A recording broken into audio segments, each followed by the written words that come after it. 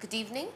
Indian markets extended losses on second straight trading session today on account of offloading witnessed in the FMCG, IT and select telecom stocks. However, the market breadth was yet again in favor of the bulls. Out of the total 2,864 stocks, 1,581 advanced as against 1,109 gains, while 93 stocks remained unchanged. Finally, the BSE Sensex fell 62 points to end at 17,528 and the NSE Nifty ended lower by 13 points to end at 5,249. Taking a deep look into how the constituents of the BSE 500 index have performed since the recovery in the markets in last March 2009 reveals some interesting facts and figures. We have considered the returns between the period from 31st March 2009 and 31st March 2010. Of the total 500 stocks taken into consideration, mere 10 stocks have reported negative returns. Over 300 stocks out of the total 500 considered have grown by 1 times in the last 1 year.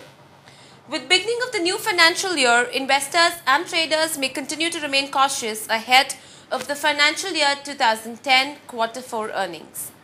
In Asia, the Nikkei in Japan ended flat. Australia's S&P ended lower by 0.8%. However, Shanghai SE Composite fell by 0.6% and Hang Seng Index in the Hong Kong was down 0.6%. In Europe, the stocks were trading with a positive bias.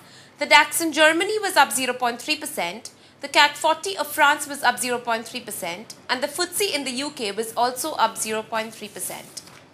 Coming back to India, among the BSE sectorial indices, the BSE FMCG index was the top loser.